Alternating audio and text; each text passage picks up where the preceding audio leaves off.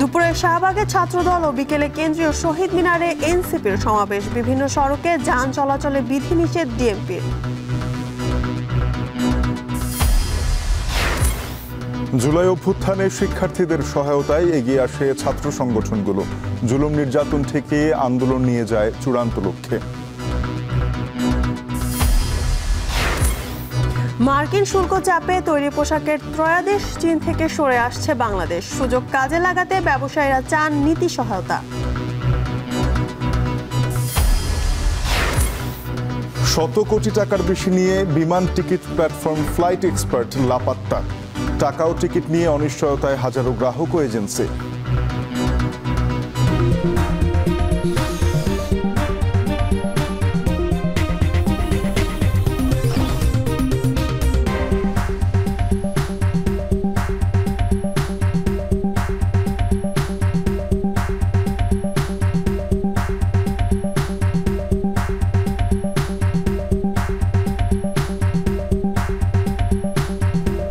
স্বাগত। এখন সকালে পুরো আয়োজনে আপনাদের সঙ্গে আছি আমরা দুজন, আমি জানসিন জুথিকা এবং আমি তানজিম শাফিন। আগামী 5 আগস্ট বিকেলে জুলাই ঘোষণাপত্র জাতির সামনে উপস্থাপন করা হবে। ঘোষণাপত্র আত্মপ্রকাশ অনুষ্ঠানে থাকবেন গণঅভ্যুত্থানের সকল পক্ষের প্রতিনিধিরা। শনিবার প্রধান উপদেষ্টার প্রেস সচিব জানিয়েছেন, ঘোষণাপত্রে প্রতিফলিত হবে জনতার আকাঙ্ক্ষা। এদিকে ভিন্ন এক অনুষ্ঠানে উপদেষ্টা মাহফুজা আলম বলেছেন, জুলাই ঘোষণাপত্রের পাশাপাশি জুলাই সনদও 5 আগস্টের মধ্যে আলোর মুখ দেখবে। হোসেন জাহিদের প্রতিবেদন। জুলাই সনদ কবে হবে সে বিষয়ে জনমনে আগ্রহ আর অপেক্ষা ছিল বেশ। 5 আগস্টের আগেই রাজনৈতিক দলগুলোর সঙ্গে 2 পর্বের সংলাপ শেষে জাতীয় ঐকমত্য কমিশনও সনদ প্রণয়নের শেষ ধাপে চলে আসে। শনিবার সকালে জুলাই পুনর্জাগরণের র্যালি শেষে এই বিষয়ে আরেকটু খোলাসা করেন উপদেষ্টা মাহফুজ আলম। তিনি জানান, ঐকমত্য কমিশনে যেসব বিষয়ে রাজনৈতিক দলগুলোর ঐকমত হয়েছে সেগুলো নিয়েই জুলাই সনদ হবে। একই দিন জুলাই ঘোষণাপত্রও আসবে। অপেক্ষার প্রহর 5 আগস্ট পার হবে না বলেও আশা প্রকাশ করেন তিনি। ব্রড বিষয়গুলোতে সব দলের কনসেনসাস আছে, ঐকমত্য আছে ঐতিহাসিক এবং ভবিষ্যৎ বাংলাদেশের জন্য। সেই বিষয়গুলো এখানে সন্নিবেশিত অলরেডি হয়েছে এবং আশা করি যে 5 আগস্টের মধ্যে আপনারা দেখতে পাবেন। আজকে হয়তো ঘোষণা হবে যে 5 আগস্টে বা এর আগেও হয়তো জুলাই ঘোষণাপত্র ঘোষিত হতে যাচ্ছে। এদিকে দুপুরে প্রধান উপদেষ্টা দপ্তরের ফেসবুক পেজ থেকে জুলাই ঘোষণাপত্রের সুনির্দিষ্ট দিনক্ষণ জানানো হয়। সেখানে বলা হয়, আগামী 5 আগস্ট স্বৈরাচার সরকার পতনের দিন বিকেলেই জাতির সামনে আত্মপ্রকাশ করা হবে জুলাই ঘোষণাপত্রের। বিকেলে এখনকে দেওয়া বিশেষ সাক্ষাৎকারে প্রধান উপদেষ্টার প্রেস সচিব জানান, ঘোষণাপত্রে প্রতিফলিত হবে জনতার আকাঙ্ক্ষা, ফুটে উঠবে বিপ্লবের সত্যচিত্র। 5 তারিখ 5টার সময় ঘোষণাটা দেওয়া হবে এবং ওই সময় আমাদের যারা জুলাইয়ে যারা অংশীদার যারা ছিলেন সবাই থাকবেন, সমস্ত পলিটিক্যাল পার্টি থাকবে। গণ অভ্যুত্থানের যে প্রেক্ষাপট, এটা ঐতিহাসিক যে একটা নেসেসিটি, এই পুরোটার এটা রিফ্লেকশন হবে। বিকেলে অপর এক অনুষ্ঠানে উপদেষ্টা আসিফ মাহমুদ সজীব ভুঁইয়াও শোনান কাঙ্ক্ষিত সেই বার্তা। 5 আগস্টে জুলাই ঘোষণাপত্র ঘোষণা করতে রাজনৈতিক দলগুলোর সম্মতি আছে বলেও জানান তিনি। সুসংবাদ হচ্ছে, আগামী 5ই আগস্ট, আজ থেকে 3 দিন পর আমরা সেই ঘোষণাপত্র ঘোষণা করার মতো একটা জায়গায় পৌঁছাতে পেরেছি এবং সেই ঘোষণাপত্রকে সাংবিধানিক স্বীকৃতি দেওয়ার একটা ঐকমত্যের প্রধান রাজনৈতিক দলগুলোর সাথে আমরা আসতে পেরেছি। এটা একটা সুসংবাদ। অভ্যুত্থানের দালিলিক স্বীকৃতি হিসেবে জুলাই ঘোষণাপত্রে চাওয়া অভ্যুত্থানের পক্ষের সকল শক্তির। এই জুলাই ঘোষণাপত্রের জন্য তাই মঙ্গলবার বিকেল পর্যন্ত অপেক্ষা যতটা, তার চেয়েও বেশি স্বপ্নের জালবোনা। হোসেন জাহিদ, এখন, ঢাকা। জুলাই অভ্যুত্থান কর্মসূচির অংশ হিসেবে দুপুরে শাহবাগে ছাত্রদল ও বিকেলে কেন্দ্রীয় শহীদ মিনারে সমাবেশ করবে এনসিপি। ছাত্রদলের সমাবেশ লক্ষাধিক নেতাকর্মীর সমাগম হবে বলে আশা করছে সংগঠনটি। অন্যদিকে নতুন বাংলাদেশের ইশতেহার দিতে কেন্দ্রীয় শহীদ মিনারে জনসমাবেশ করবে এনসিপি। 2 সমাবেশকে কেন্দ্র করে নগরীর বিভিন্ন গুরুত্বপূর্ণ সড়কে চলাচলে বিধিনিষেধ আরোপ করেছে ডিএমপি। শনিবার রাতে রাজধানীর শাহবাগ এলাকা ঘুরে দেখা গেছে, এরই মধ্যে ছাত্র সমাবেশের প্রস্তুতি নিতে শুরু করেছে সংগঠনের নেতাকর্মীরা। শাহবাগ মেট্রো স্টেশনের নিচের দিকে মঞ্চ প্রস্তুতের কাজ চলছে। অন্যদিকে নতুন বাংলাদেশের ইশতেহার দিতে কেন্দ্রীয় শহীদ মিনারে বিকেল ৩টায় জনসমাবেশ করবে জাতীয় নাগরিক পার্টি। শহীদ মিনারের মূল বেদিতে মঞ্চ প্রস্তুত করা হচ্ছে।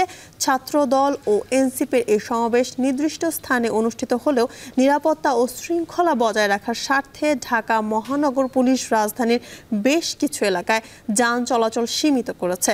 কিছু সড়কে ডাইভারশন এবং গণপরিবহন চলাচলেও নিয়ন্ত্রণ আরোপ করা হয়েছে।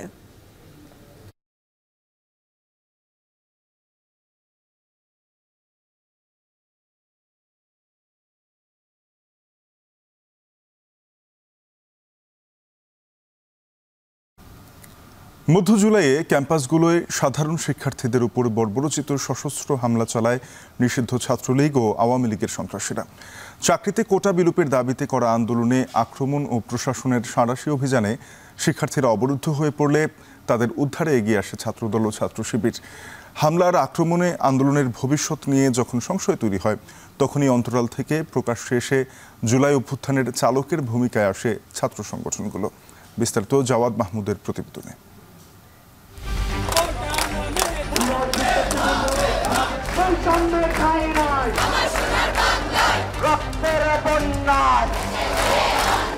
চব্বিশের জুলাইয়ের শুরুতে সরকারি চাকুরিতে কোটা প্রথার বিরুদ্ধে আন্দোলন ঢাকা বিশ্ববিদ্যালয় থেকে দেশের বিভিন্ন বিশ্ববিদ্যালয়ে ছড়িয়ে পড়তে থাকে। আন্দোলনে সাধারণ শিক্ষার্থীদের ব্যাপক অংশগ্রহণের এক পর্যায়ে শিক্ষার্থীদের উপর ছাত্রলীগ সশস্ত্র হামলা চালায়।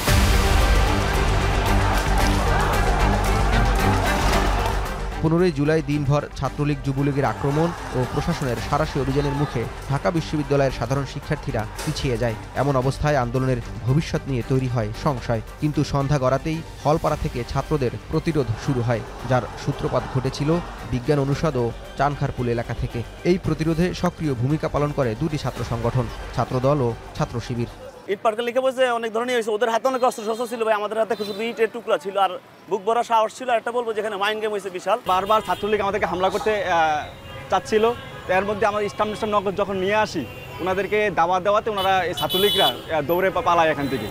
ঢাকা বিশ্ববিদ্যালয়ের শিক্ষার্থীরা অবরুদ্ধ হওয়ায় পার্শ্ববর্তী শিক্ষা প্রতিষ্ঠানগুলো থেকে ছুটে আসে শিবির ও ছাত্রদলের কর্মীরা। সেদিনকার চানখারপুল এলাকার বিভিন্ন ভিডিও বিশ্লেষণ করলে এর সত্যতা মিলে। ফুটেজ বিশ্লেষণে দেখা যায় নাহিদ আসিফের সাথে ছাত্র শিবির নেতাদের উপস্থিতি। কেন্দ্রের নির্দেশেই চানখারপুলে অবস্থান নিয়েছিলেন বলে জানান ঢাকা মহানগর দক্ষিণের এই শিবির নেতা। 15 তারিখ আমাদের গ্রুপের নির্দেশনা আসে যে শহীদুল্লাহ হলে আমাদের ছাত্র ভাইয়েরা আটকা পড়ছে, দ্রুত উদ্ধার করতে হবে। শহীদুল্লাহ হলের দিকে আমরা দ্রুত অগ্রসর হই। হওয়ার পরে ঢাকা মহানগর পূর্বের বাইরা আসে এবং ছাত্রলীগকে এখানে হামলা করতে চায়। ছাত্রলীগকে ঢাকা মহানগর পূর্বের বাইরা আমরা স্টাম্প সহ নিয়ে আসি। ঢাকা মহানগর পূর্বের বাইরা তাদেরকে ঢাকা মেডিকেলের দিকে দাওয়া করে এবং কি তাদেরকে এখান থেকে প্রতিহত করে। জুলাই নিয়ে লেখা আসিফ মাহমুদ সজীব ভুইয়ার মাতৃভূমি অথবা মৃত্যু বইতেও উঠে আসে ছাত্রদল ও শিবিরের প্রতিরোধের ঘটনা। শিবির নেতা সাদিক কাইমের সাহায্যের জন্য যোগাযোগ করে তৎকালীন সমন্বয়ক আসিফ মাহমুদ। ছাত্রলীগের সন্ত্রাসীরা যখন আমাদের ভাই বোনদেরকে মেরে রক্তাক্ত করেছিল, তখন আমরা সিদ্ধান্ত নিলাম এই ছাত্রলীগের সন্ত্রাসীদেরকে আমরা ঢাকা বিশ্ববিদ্যালয়ে ক্যাম্পাস ছাড়া করব। এবং তখনই আমি আসিফ মাহমুদকে ফোন দিই, একই সাথে হাসনাত এবং মাহফুজ আলমের সাথে আমার কথা হয়। তখন তারা বুয়েটের ক্যাম্পাসে ছিল।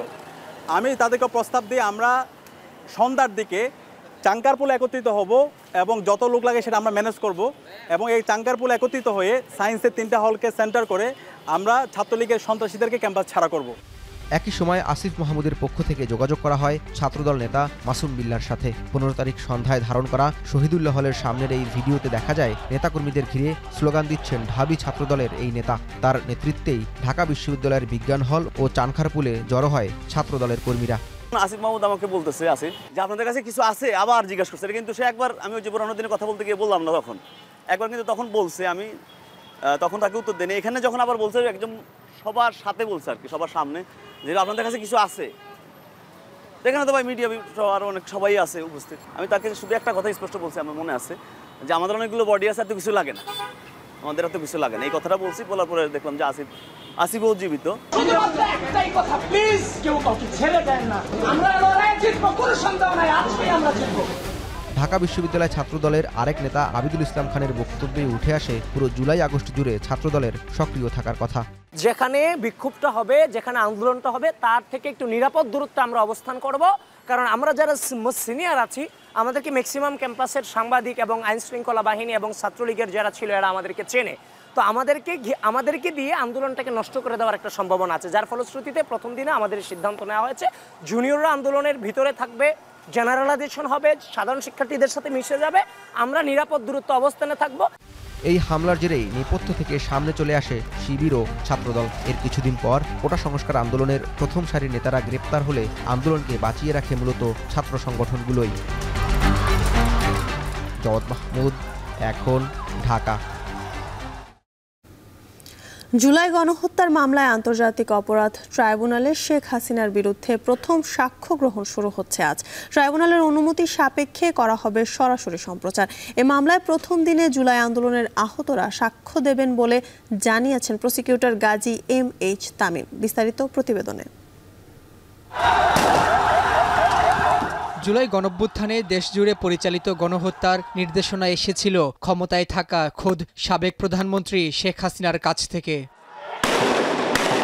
জাতিসংঘের তথ্য অনুযায়ী জুলাই আগস্টে প্রাণ হারায় 1400 জন, আহত হয় প্রায় 20,000।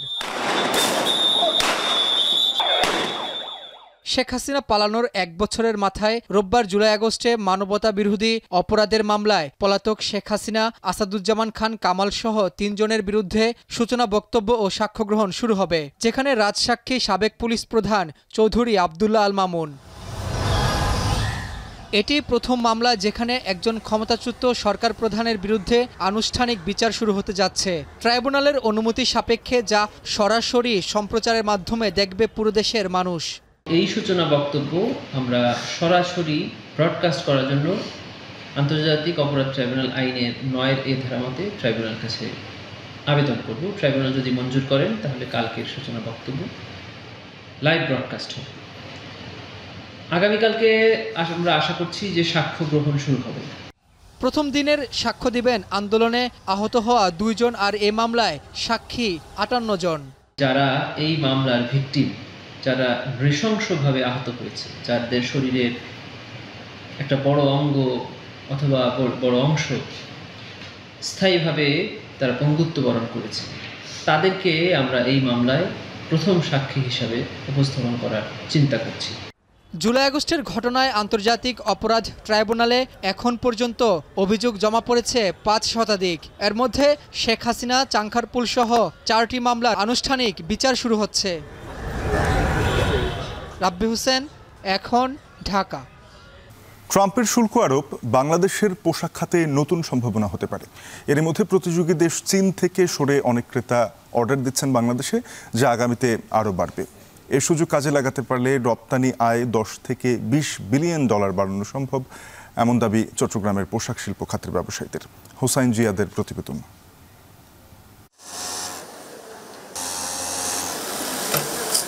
গেল অর্থবছরে দেশের মোট পোশাক রপ্তানি 39 বিলিয়ন মার্কিন ডলার, যার মধ্যে 7.5 বিলিয়ন হয়েছে যুক্তরাষ্ট্রে। অর্থাৎ দেশের পোশাক রপ্তানির প্রায় 15%-ই গন্তব্য আমেরিকার বাজার। সম্প্রতি ট্রাম্পের শুল্ক আরোপে যখন টালমাটাল বৈশ্বিক বাজার, তখন এ খাতে উল্টো অপার সম্ভাবনা দেখছেন দেশের পোশাক খাতের ব্যবসায়ীরা। পোশাক শিল্প মালিকরা বলছেন, বাংলাদেশের প্রধান 2 প্রতিযোগী চীনের উপর 30% ও ভারতের উপর 25% শুল্ক আরোপ করেছে যুক্তরাষ্ট্র, যেখানে বাংলাদেশের উপর হয়েছে 20%। এই অবস্থায় বৈশ্বিক সাপ্লাই চেইনে নতুন মোড় নেওয়ার সম্ভাবনায় দেশের পোশাক শিল্পের বহুমুখী রপ্তানি বাড়ার সম্ভাবনা দেখছেন শিল্প মালিকরা। একদিকে যুক্তরাষ্ট্রের বাজারে রপ্তানি যেমন বাড়বে, তেমনি চীন ও ভারতের অনেক ক্রেতারা হবে বাংলাদেশমুখী। এরই মধ্যে অনেক ক্রেতা বাংলাদেশে যোগাযোগ করে অর্ডার দিতে শুরু করেছে বলেও জানান পোশাক খাত সংশ্লিষ্টরা। টেরিফ, শুল্ক, বিভিন্ন বাধা, বিভিন্ন ধরনের যে আমাদের সমস্যা, এই সমস্যাগুলি যদি সমাধান করে সরকার আমাদের পাশে দাঁড়ায়, আমরা যদি আগের মতো সেই উদ্যম নিয়ে কাজ করি, এই টেরিফের স্ট্রাকচার যেটা হলো সেটাতে আমরা লাভবান হতে পারবো বলে আমার বিশ্বাস। এক্সপোর্ট করার যে একটা পুরো সময় থাকে, এই সময়টা আমাদের অনেক বেশি, ভিয়েতনামের তুলনায় করতে গেলে অনেকটা দ্বিগুণ।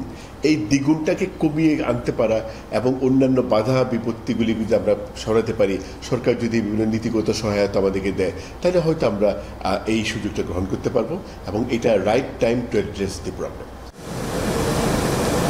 শিল্প মালিকরা বলছেন এমন সুযোগ সব সময় আসে না, তাই বৈশ্বিক ক্রেতাদের সাথে আলাপ করে ক্রেতা আকর্ষণের মোক্ষম সুযোগ এখনই। নতুন করে ক্রয় আদেশ বাড়লে বন্ধ পোশাক কারখানা চালুর পাশাপাশি কর্মসংস্থান তৈরিরও সম্ভাবনা বাড়বে। কোয়ালিটি বলেন, প্রোডাক্টিভিটি বলেন, আপনার টেকনোলজি বলেন, যে জায়গায় বাংলাদেশ আসছে সেটা বাংলাদেশে 1 নম্বর। সমসাময়িক যে সমস্যাগুলো আছে অভ্যন্তরীণ, এইগুলোকে যদি আরও বেশিভাবে যদি আমরা যদি অ্যাড্রেস করতে পারি এবং পলিসিগতভাবে আমরা যদি সাপোর্ট পাই, তাহলে বাংলাদেশে এই গার্মেন্টস শিল্পের প্রবৃদ্ধি বাড়ার সম্ভাবনা শতভাগ। তবে চ্যালেঞ্জও কম নয়। বাংলাদেশের উপর আরোপিত 20% শুল্কের ভার কমাতে দামও কমানোর দাবি তুলবে আন্তর্জাতিক ক্রেতারা। এই অবস্থায় বৈশ্বিক পোশাকের বাজারে শক্ত অবস্থান তৈরি করতে দ্রুত ব্যবসায়ীদের সাথে সরকারের আলোচনা ও নীতি নির্ধারণের দাবি বিজিএমইএ নেতাদের। বিজিএমইএর সমীক্ষা অনুযায়ী বিভিন্ন গার্মেন্টসের মালিকদের সাথে কথা বলে আমরা দেখছি চায়নার অনেক অর্ডার আসতেছে এফওসি ভিত্তিতে। তো এই এফওসিটাকে যদি ওপেন করে দেওয়া হয় কোনো ব্যারিয়ার না দিয়ে, কারণ এটার সাথে তো আমার ব্যাক টু ব্যাক করতে হচ্ছে না, আমার কোনো আপনার কোনো এলসির কোনো ইনভলভমেন্ট থাকছে না, তাহলে কিন্তু আমি সহজভাবে আমি অর্ডারগুলো নিতে পারছি। তো সেক্ষেত্রে কিন্তু আমরা এই সুযোগগুলো যদি কাজে লাগাই, তাহলে আলহামদুলিল্লাহ আমাদের অনেকাংশে আমরা এগিয়ে যাব। গেল অর্থ বছরে বাংলাদেশের মোট রপ্তানি আয় $48 বিলিয়ন। উদ্যোক্তারা বলছেন নতুন বাজারের সম্ভাবনা কাজে লাগাতে পারলে রপ্তানি আয় $10 থেকে $20 বিলিয়ন বাড়ানো সম্ভব। হোসাইন জিয়াদ, এখন চট্টগ্রাম।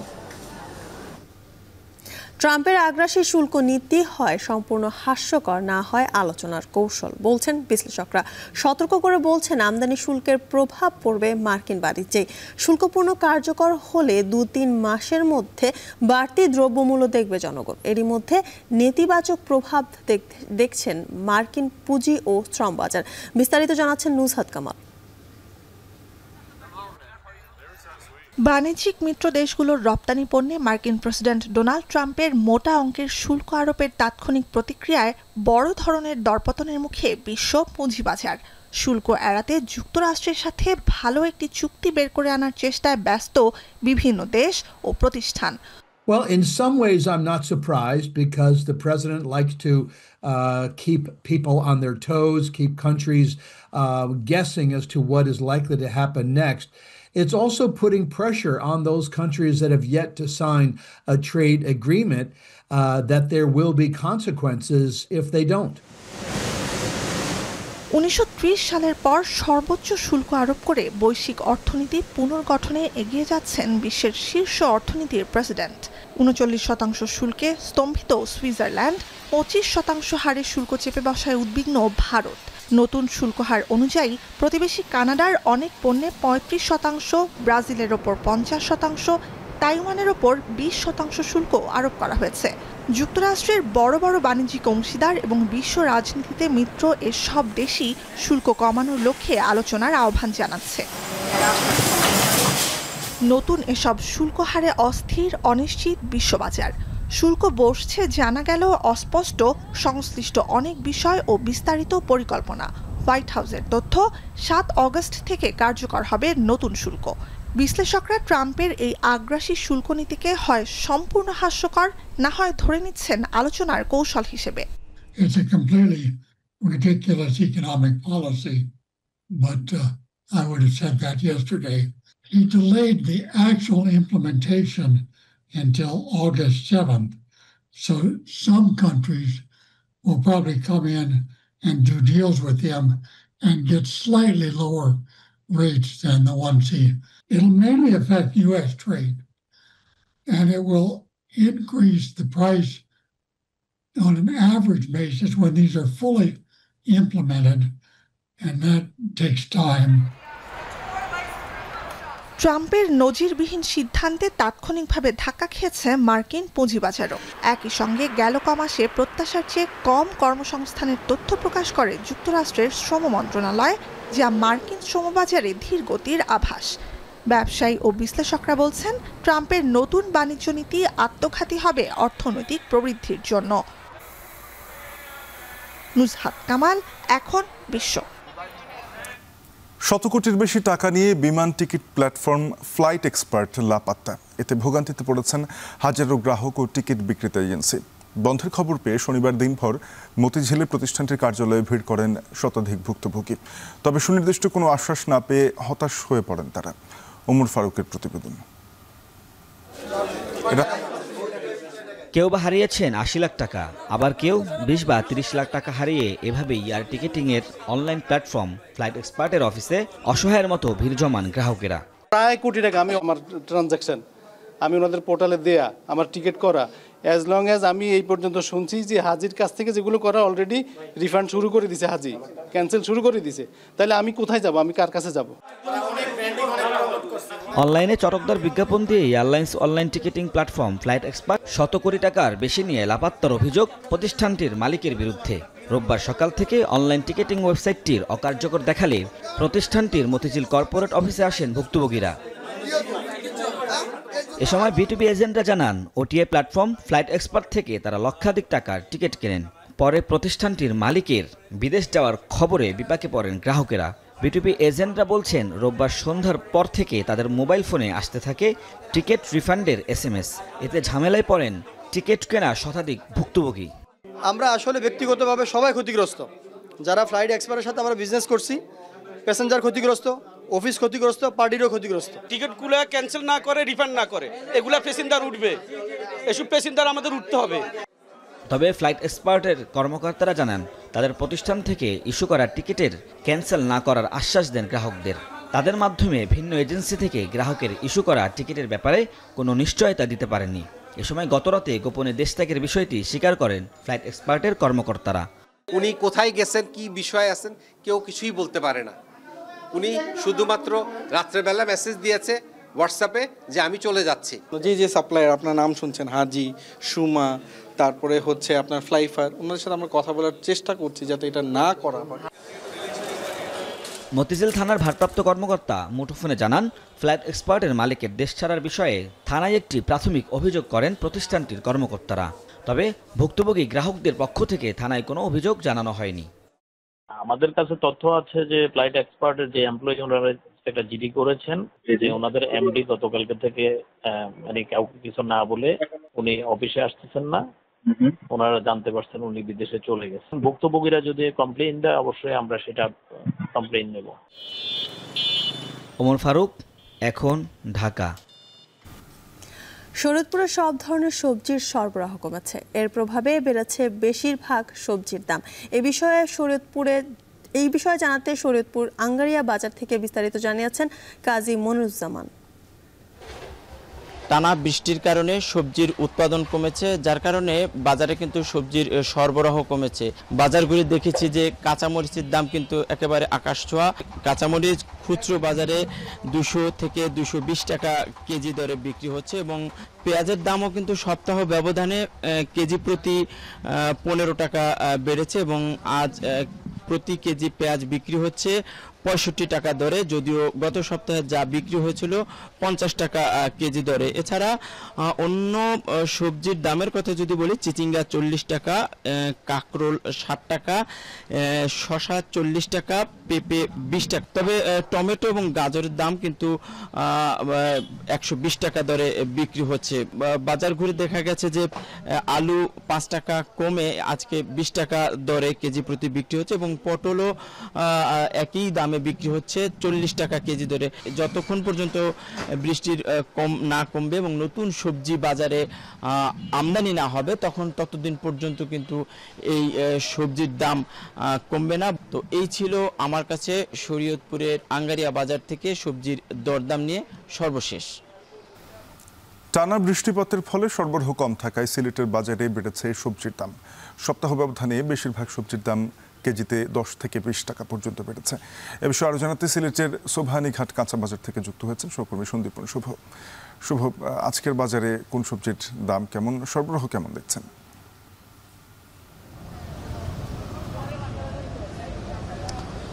শাফিন, বিষয়টি হচ্ছে যে ক্রমাগত কিন্তু সবজির দাম বেড়ে চলছে এবং ক্রেতাদের যে কপালে চিন্তার একটি ভাঁজ আমরা দেখতে পাচ্ছি।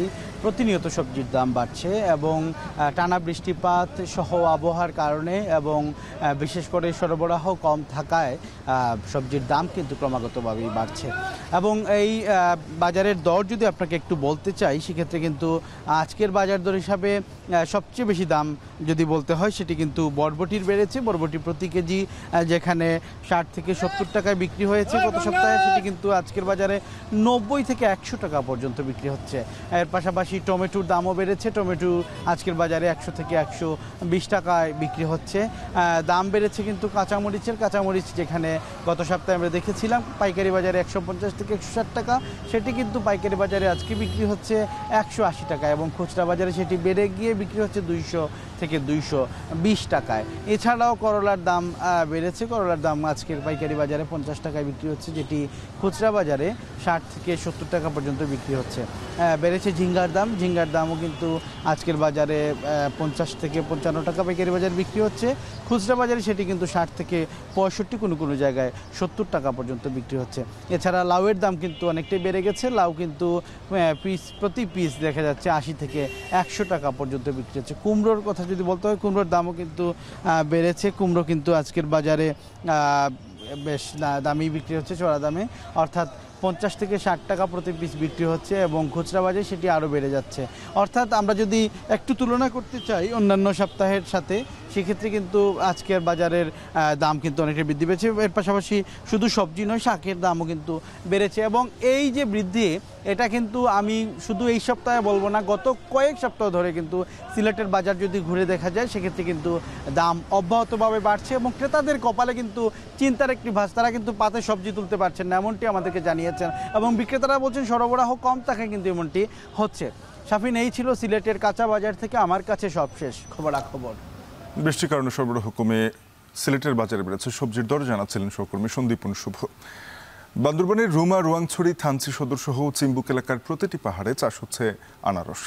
আকারে বড়, খেতে সুস্বাদু হওয়ায় দেশের বিভিন্ন অঞ্চলে সরবরাহ হচ্ছে এই জেলার উৎপাদিত আনারস। ফলন ভালো হওয়ায় খুশি জুমিয়ারা। রিজভির হাতের প্রতিবেদন। সবুজ পাহাড়ের ঢালে সারি সারি শোভা পাচ্ছে পাকা আনারস। কাঁধে থুরুং নিয়ে বাজার থেকে বেচার উপযোগী এসব আনারস সংগ্রহে ব্যস্ত সময় পার করছেন জুমিয়ারা। বান্দরবান জেলার বিভিন্ন পাহাড়ে চাষ হচ্ছে আনারস। বছরের মার্চ এপ্রিল মাসে লাগানো হয় চারা এবং মে জুন মাসে বিক্রির উপযোগী হয় প্রতিটি আনারস। সেই আনারস বিক্রি হচ্ছে স্থানীয় হাট বাজার ও পর্যটন কেন্দ্রগুলোতে। পাহাড়ে উৎপাদিত জায়ান্ট কিউ আনারস আকারে বড় ও খেতে সুস্বাদু হওয়ায় বাজারে এর চাহিদাও রয়েছে ভালো।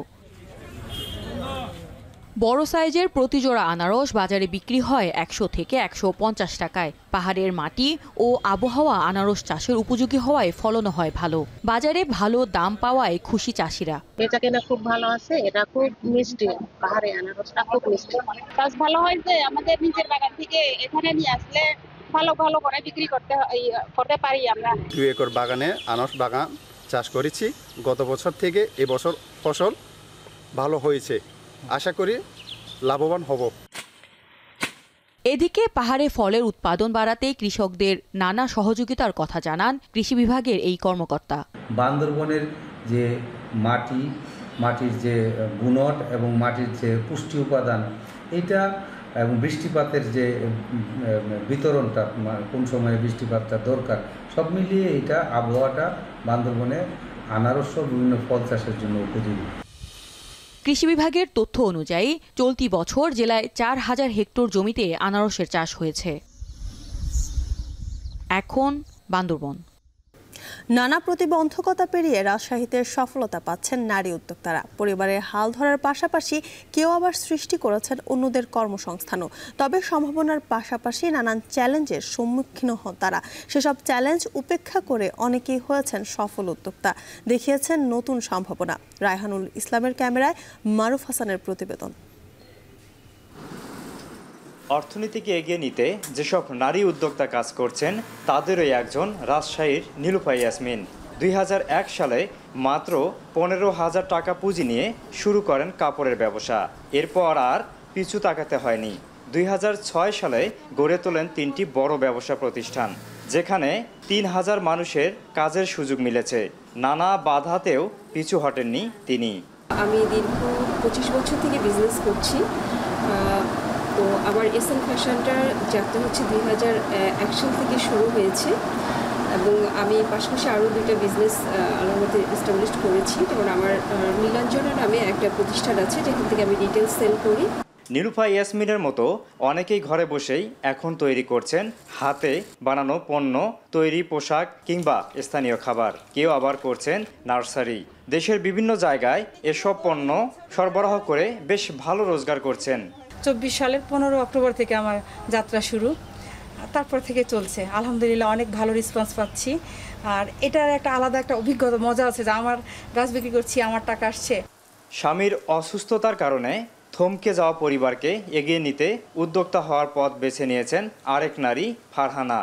আমার হাজব্যান্ড হলো 19 সালে ব্রেন স্ট্রোক করে সৌদি আরবে ছিল, ওখানেই করেছিল।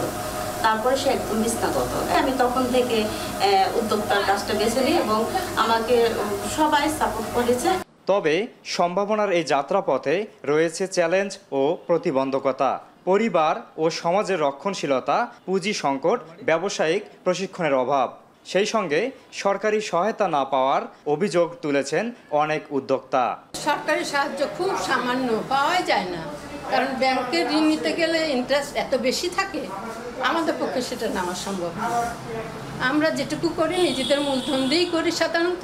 বর্তমান অবস্থায় আসলে নারীদের এই উদ্যোক্তা হওয়াটা তো খুবই চ্যালেঞ্জিং একটা বিষয়। আমি নিজেও সেখান থেকে উঠে আসছি, তবে চেম্বারের সহায়তায় আমি অনেকটাই সাহায্যে কিছুটা অনেকটাই এগিয়ে যাচ্ছি। আর নারী উদ্যোক্তাদের স্বনির্ভর হওয়ার জন্য প্রশিক্ষণ, ক্ষুদ্র ঋণ ও বাজারজাতকরণে সহযোগিতার আশ্বাস দেন Rajshahi women chamber of commerce and industries সভাপতি। নতুন যারা উদ্যোক্তা তাদেরকে তো আমরা সব সময় জন্য মোস্ট ওয়েলকাম করি আমি, কারণ তারা আসছে আমাদের কাছে। আমরা চেম্বার খুলে বসেছি, আমাদের চেম্বার আছে Rajshahi women chamber of commerce and industry. এই চেম্বারে তাদেরকে আমরা সদস্য করে নিয়ে আমরা তাদেরকে প্রশিক্ষণ দিই, ঋণ কভার করে দিই, যাতে ঋণটাও তারা পায়। বিশেষ গুরুত্ব ও পৃষ্ঠপোষকতার মাধ্যমে নারী উদ্যোক্তাদের উৎসাহ দেওয়ার পরামর্শ এই শিক্ষকের। সরকারিভাবে নারীদেরকে যেটি হলো ক্ষুদ্র ঋণের মাধ্যমে যদি তাদের এই ছোট ছোট যারা উদ্যোক্তা তাদেরকে যদি সহায়তা করা হয়, সেক্ষেত্রে নারীরা আরও বেশি উৎসাহিত হবে, আরও বেশি তারা উদ্যোক্তা হতে আগ্রহী হবে। নারীদের আরও স্বাবলম্বী করতে হলে সরকারির পাশাপাশি বেসরকারি সংস্থাদের এগিয়ে আসতে হবে। তবেই নারীদের যে স্বাবলম্বী হওয়া এবং উদ্যোক্তা হওয়ার গল্প তা রাজশাহীতে আরও প্রসারিত হবে এবং নারীরা পাবে তাদের নতুন জীবন, নতুন কর্মসংস্থান। মারুফ হাসান, এখন, রাজশাহী। ঝালকাঠিতে বৈধতার তোয়াক্কা না করেই রাস্তায় শত শত ব্যাটারি চালিত অটোরিকশা চলছে। শহরের বৈধ যানবাহন সংখ্যা মাত্র 1350টি হলেও রাস্তায় চলাচল করছে এর দ্বিগুণের চেয়েও বেশি। ফলে তৈরি হয়েছে তীব্র যানজট আর সাধারণ মানুষ পড়ছেন ভোগান্তিতে। পৌর কর্তৃপক্ষ বলছে শীঘ্রই ব্যবস্থা নেওয়া হবে। বিস্তারিত দেখুন আলামিন তালুকদারের প্রতিবেদনে। ঝালকাঠির ব্যস্ততম সড়কে দিনভর চলছে লাইসেন্স ও প্রশিক্ষণ ছাড়াই অসংখ্য ব্যাটারি চালিত অটোরিকশা। পৌরসভার তথ্য অনুযায়ী ঝালকাঠি শহরে বৈধ ব্যাটারি চালিত অটোরিকশার সংখ্যা 1350টি। তবে রাস্তায় চলাচল করছে 3000-এর বেশি যানবাহন, যার বড় অংশই অবৈধ বা মেয়াদোত্তীর্ণ। ব্যাটারি চালিত অটোরিকশা চালকের নেই কোনো বৈধ ড্রাইভিং লাইসেন্স কিংবা প্রশিক্ষণ। ফলে নিয়ন্ত্রণহীনভাবে রাস্তায় নামা এসব যান প্রতিদিনই বাড়িয়ে তুলছে দুর্ঘটনার ঝুঁকি।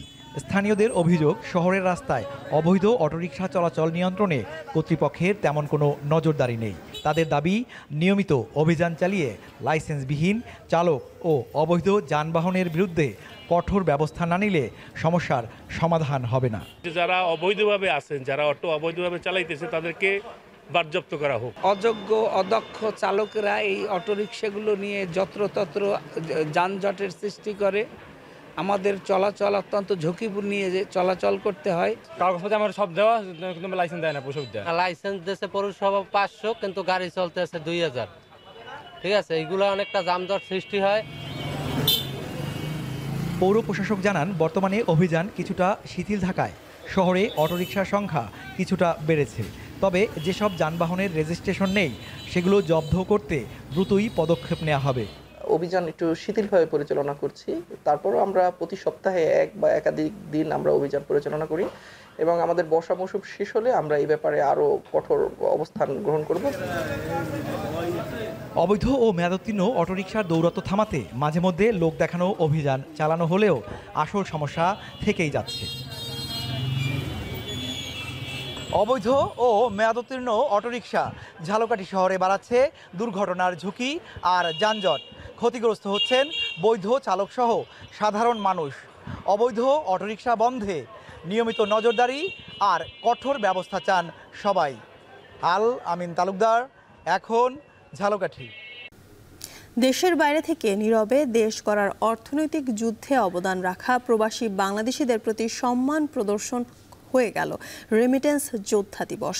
ইতালিতে বাংলাদেশ দূতাবাসের আয়োজনে অনুষ্ঠিত সভায় উঠে আসে বৈষম্য বিরোধী আন্দোলনে প্রবাসীদের ভূমিকা। বিস্তারিত দেখুন মনিরুজ্জামান মনিরের প্রতিবেদনে। বিশ্বের নানা প্রান্তে ছড়িয়ে থাকা প্রবাসী বাংলাদেশিরা শুধু পরিবার নয়, পুরো দেশের অর্থনীতিকে সচল রাখছেন তাদের ঘামঝরা পরিশ্রমের মাধ্যমে।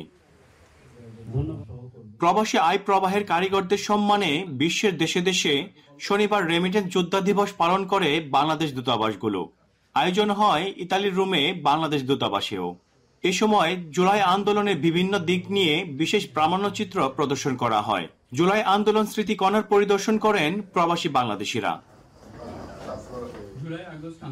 ইতালিতে বাংলাদেশি রাষ্ট্রদূত জানান, রেমিটেন্স পাঠানো আগের বছরের তুলনায় বেড়েছে উল্লেখযোগ্য হারে। জুলাই গণ অভ্যুত্থানের চেতনাকে ধারণ করে নতুন বাংলাদেশ বিনির্মাণে ইতালিতে বসবাসরত প্রবাসী বাংলাদেশিদের ঐক্যবদ্ধভাবে কাজ করার আহ্বান জানান তিনি। 24 অর্থ বছরের তুলনায় 27% বেশি। জুলাই আগস্ট আন্দোলনের সময় প্রবাসী বাংলাদেশিরা দেশের মাটিতে না থেকেও এই আন্দোলনকে সফল করতে জোরালো ভূমিকা পালন করেছেন। বৈষম্য বিরোধী আন্দোলনে শিক্ষার্থী, সাংবাদিক ও প্রবাসী বাংলাদেশিদের ভূমিকার কথা স্মরণ করেন বক্তারা। জানান, আগামী নতুন বাংলাদেশ নিয়ে ভাবনার কথাও।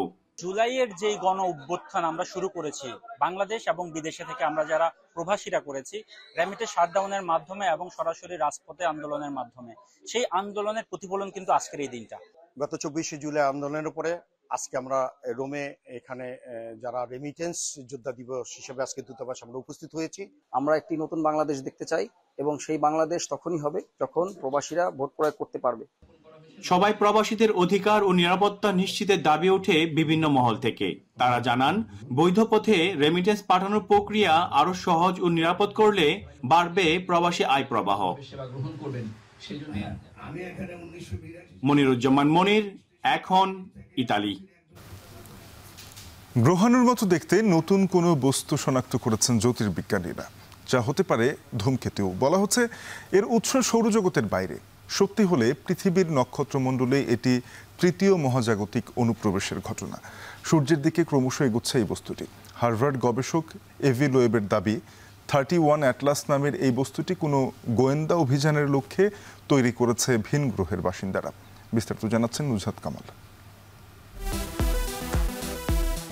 মিল্কি ওয়ে ছায়াপথের কেন্দ্র থেকে প্রতি সেকেন্ডে 37 মাইল বেগে ছুটে আসছে নাম না জানা কিছু। পৃথিবী থেকে দূরত্ব এখনো 26 কোটি মাইলের বেশি। গ্রহাণুর মতো দেখতে হলেও গ্রহাণু নয় বলছেন মহাকাশ বিজ্ঞানীরা। নাম দিয়েছেন 31 অ্যাটলাস। মার্কিন মহাকাশ গবেষণা সংস্থা নাসার তথ্য, মহাজাগতিক এই অনুপ্রবেশকারী বস্তুটির অস্তিত্ব প্রথম ধরা পড়ে গত 1 জুলাই দক্ষিণ আমেরিকার দেশ চিলির রিও হুটাদো মরু উপত্যকায় অবস্থিত asteroid terrestrial impact last alert system, সংক্ষেপে অ্যাটলাস নামের শক্তিশালী টেলিস্কোপে। জ্যোতির্বিদরা বলছেন, অস্বাভাবিক গতি আর গতিপথই প্রমাণ করে যে এটি পৃথিবীর সৌরজগতের বাসিন্দা নয়। অদ্ভুত কিছু বৈশিষ্ট্যের কথা উল্লেখ করে আরও এক ধাপ এগিয়ে খোদ এক হার্ভার্ড গবেষকের দাবি, 31 অ্যাটলাস কোনো ভিন গ্রহের বাসিন্দাদের অনুসন্ধানের অংশ। The trajectory of this object is very peculiar. So the unusual trajectory of this object offers the possibility that it might have been designed so as to have some goals of a reconnaissance mission. So it's possible that it's a comet, but if that's the case, it will become very clear as it comes closer to the sun. দুই সহ গবেষককে নিয়ে 31 অ্যাটলাসের ওপর এই Harvard গবেষক একটি academic প্রবন্ধ লিখেছেন। এর আগে 2017 ও 2019 সালে সৌরজগতে দুবার রহস্যময় অনুপ্রবেশকারী বস্তু শনাক্ত হয়েছিল। এর কোনোটিকেই অসাধারণ কিছু বলে মানতে নারাজ আরেক দল বিজ্ঞানী। It's irresponsible science. This is just coincidence, the path that it comes through the solar system. There's a perfectly natural explanation for this. It is behaving like a regular comet. তবে আর যাই হোক 31 অ্যাটলাস পৃথিবীবাসীর জন্য যে কোনো হুমকি নয় সে বিষয়ে একমত বিজ্ঞানীরা। বলছেন এটি পৃথিবীর 1.5 গুণ দূরত্বের চেয়ে বেশি 24 কোটি কিলোমিটার দূর থেকে পৃথিবীকে অতিক্রম করবে। সূর্যের সবচেয়ে কাছাকাছি যাবে 30 অক্টোবর, অবস্থান করবে সূর্য থেকে 21 কোটি কিলোমিটার দূরে। নুজহাত কামাল, এখন বিশ্ব। শেষ করব এখন সকাল। তার আগে শিরোনামগুলো আরো একবার। দুপুরে শাহবাগে ছাত্রদল ও বিকেলে কেন্দ্রীয় শহীদ মিনারে এনসিপির সমাবেশ, বিভিন্ন সড়কে যান চলাচলে বিধিনিষেধ ডিএমপির। জুলাই অভ্যুত্থানে শিক্ষার্থীদের সহায়তায় এগিয়ে আসে ছাত্র সংগঠনগুলো। জুলুম নির্যাতন থেকে আন্দোলনকে নিয়ে যায় চূড়ান্ত লক্ষ্যে। মার্কিন শুল্ক চাপে তৈরি পোশাকের ক্রয়াদেশ চীন থেকে সরে আসছে বাংলাদেশ। সুযোগ কাজে লাগাতে ব্যবসায়ীরা চান নীতি সহায়তা।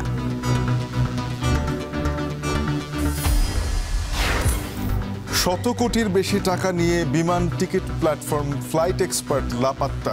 টাকা ও টিকিট নিয়ে অনিশ্চয়তায় হাজারো গ্রাহক ও এজেন্সি।